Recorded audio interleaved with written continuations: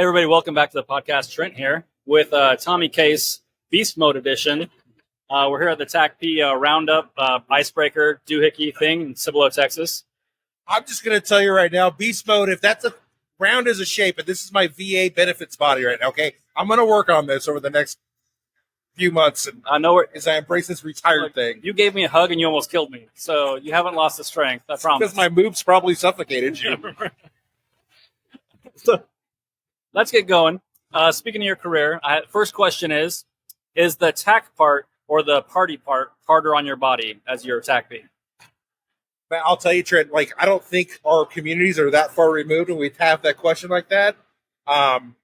Although being the only job in the Department of Defense that has the word party in it, it was definitely a thing from about 97 to about 2012, and it kind of weaned off a little bit because I realized it probably wasn't the smartest decisions in my life. But with that being said, when we talk about party, like, where we're at, man. Yeah, we're doing an icebreaker for the TACP reunion, the RoundUp this year. We had to change it to RoundUp because, I don't know if I told you, somebody told Peaches this, but the young guys are like, why would I go to a reunion? Like, right. That's. I'm like, okay, new generation, let's be inclusive. So we kind of changed it to the RoundUp to be more inclusive and get more guys and their families invested into their community and to their association. Right. So we talk about, the PJF, the PGA, the CCA, a Combat Control Association, the TACP Association, the Gray Beret, all those guys, like, we're no longer this disjointed thing of just hanging out and just taking care of our own. We've really done a lot to really meld those societies together. And when we talk about the party, like, me and Mike LaMonica, I'll go party with him anytime. I've known him since 2001. He's a fantastic from the Combat Control Association, right? So, Mike, that's a shout out for you, LA. And that's the thing, is the vested interest of coming together. Like, we've got some big ideas. We got some big plans about what we want to do with the TACP community. And none of the guys, I'll say it again, being inclusive, we want to spread those ideas and share them with the rest of the special warfare community because there's truly strength in numbers, right? Right.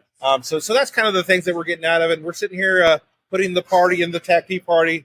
We've got our pre-GWAT guys here who, man, even at their rough old age, but they make me look good right now. They can definitely throw down the party. So we're here to celebrate them. We're here to celebrate TACPs and their success, both in and out of uniform, and just show them what right looks like for our guys that are getting ready to transition and take care of our folks. Yep. Are you running the TACP Association right now? I am. I'm certainly the president right now. You're the man. I don't know how much time I have left because it's certainly not a career choice, because we do this for free. Right. Nobody's paid on the staff. We had it written in our bylaws for a reason. So you can't be influenced with the board of directors and some other things. So shameless plug, if you go to tacpassociation.org, send us $5. We can't do this without the donations from our community and our industry partners. No, I mean, not to put too fine a point on it, but I remember when Gray Hat, he's a Gray Hat, Colonel Schrader was killed. It was the TACP Association. All the other associations were also willing to help out. Of course. But it was y'all that really came through right away. So just to illuminate or tell a story about how there are no boundaries between the berets. And I was very close to that situation. So I've always wanted to reach out to y'all and just be like, hey, thank you so much. And that's what the associations are for. Y'all really took care of business. Yeah, man. Dude, I tell, our what I call the executive level leadership, our 06s and above, and their E9s that are running the career field.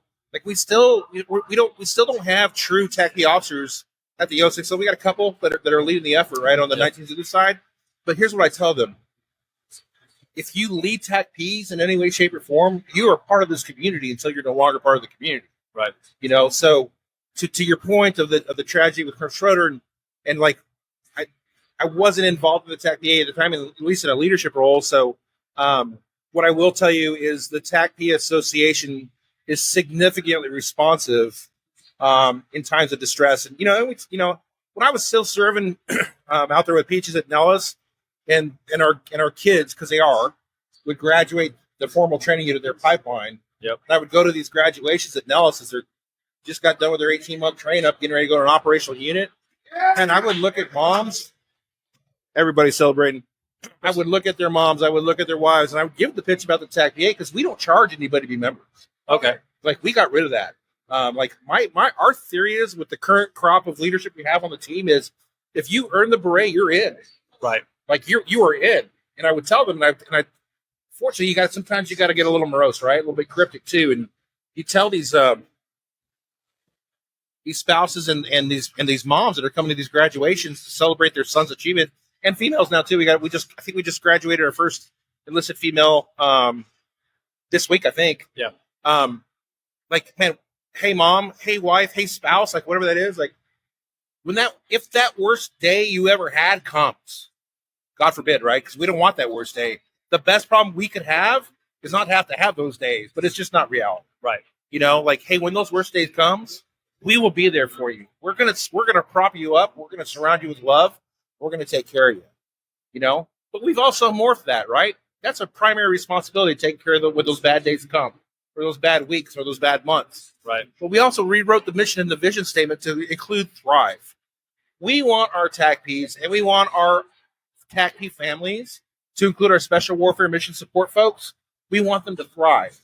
We want to give them tools to be resilient before they have to be resilient. Right. You know, so we've started a bunch of different things we're doing on. It's all listed out on our website that I mentioned earlier about the different facets that we're getting after and the different lines of effort that we briefed the executive leaders last night.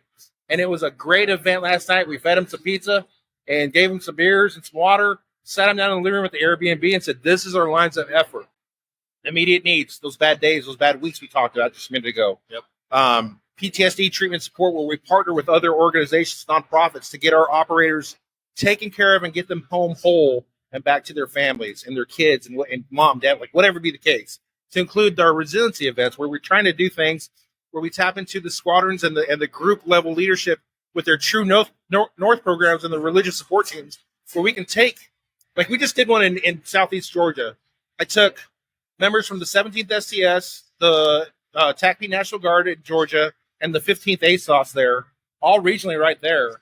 Yeah. We took them out on a half-day fishing trip to break bread, to get on the water, and just like break down some barriers, social barriers, and get after it.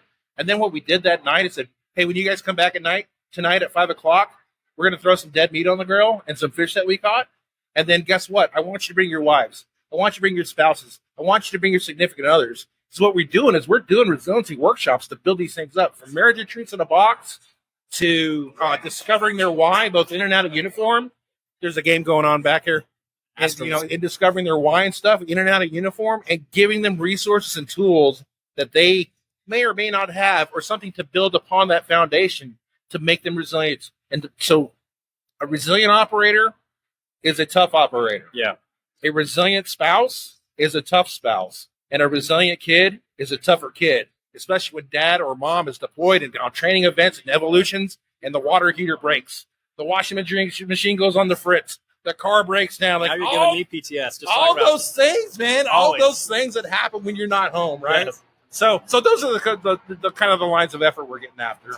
No, that's fantastic. You know, like and when you have your teammates around too, I think that's where the magic happens. Like you can bring in your professionals and one-on-one it, but I think the true therapy is being around your brothers and your sisters and your spouses and realizing that everybody's in the same boat together, and no matter what, you know, that boat's not going down. Yeah, you're 100% correct. And it's our communities are such a closed community, whether you're a PJ, an SR guy, a CCT, a TACP, that like, oh, we don't want to talk to that person. They're not one of us. Right. Right? Yeah. You know, and now what, dude, I had to do it when I was the senior enlisted leader at Fort Carson at the 13th Air Support Operations Squadron as a chief.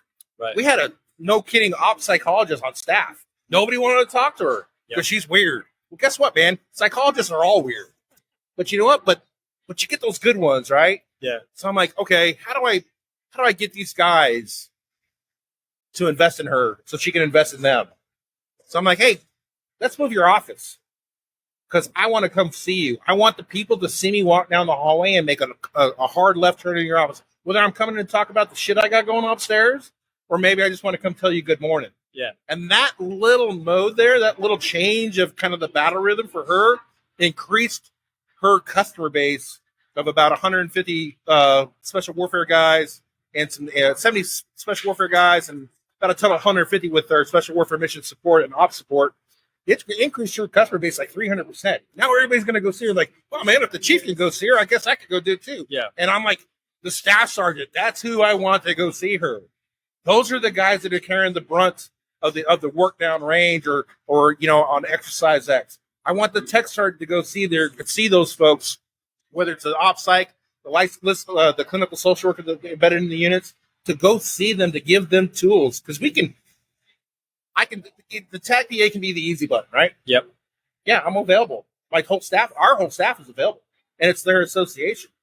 But sometimes the easier button is right down the hallway instead of me waiting to respond, or they're waiting on me or somebody on the staff to respond to an email. Right. So those are the things that we want to just continue the brand awareness, the resources available to them to build up that stuff and be part of that decision-making process to get them in and take care of. Nice. Well, awesome. How's retirement? Well, round is a shape I found out. Like I make my own fat jokes. But 26 years in the Air Force is a long time, but I did it because I was having fun. And then when it wasn't fun anymore, I'm like, time to go. Retirement is wonderful. You're gonna see it. It's amazing. It's just amazing. And I did it what I consider the smart way in my mind. I retirement ceremony in March. We sold everything, packed up the fifth wheel, and my wife and I, because all the kids are gone, my wife and I and McKinley here, we traveled. We went all the way through the Pacific Northwest and all the way back down to Colorado and all the way across to Florida, where we're putting our roots down back in Fort Walton Beach there. Nice. So that's the way we did it. It's not a one-size-fits-all, but taking that 6 months of not chasing anything and not working and just taking in the moment. I told my mom the other day, like, it's great. Like, yes, I still love my mom. We'll talk. Mom jokes, go ahead. I told my mom the other day, I'm like, Mom, I just feel like I've been in this kind of this era of just Thanksgiving, for everything I was able to get done and everything I was able to do for the last 6-7 months with just Kathy and I. And it's just been an amazing experience. I went through the rat race, and I'll tell you, the toughest thing in my transition, and we hear this before, was when I crossed that line and I'm no longer Chief Master Sergeant Case and I'm now just TC or Tom Case. Like, I'm just another pink fleshy body trying to get a job, right? Right. And it becomes a real thing because everybody else is competing for that job. So when you spend 26 years of everybody telling you, like, what a great airman Case is, what an awesome guy Chief Case is, what a great operator former STS jet Tom Case was, like all those things, and then you cross that threshold, it's a different world, man. But it all comes together. I don't know of hardly anybody in our communities that have not landed on their feet in some way, shape, or form. And that's another thing we're doing. We're providing those resources to make sure our communities collectively is landing on their feet. And the sooner we can get them there, the better. We got big plans. We may or may not get to some of those big plans, but the more we can do for our special warfare community, the better off I think our civilian society will become. Absolutely. All right. Well, I don't want to take up all your time, but as always. Hey, brother, seriously, man, thank you for being out here. Oh, no Chief Shot for Peaches, thanks for letting us do this, man. I appreciate all of you guys. Peaches is actually under the table. Is he? Here. You just can't see him. He knows he can't get promoted anymore, right? He's going to have to be underneath there. You can edit that. E10 is not a thing, Jared. But with that being said, I am thankful that you guys are here to get our story out and to just get our old guys to talk about the pre stuff that we know. It's our honor, and appreciate it buddy. as always, brother. You bet. Thanks.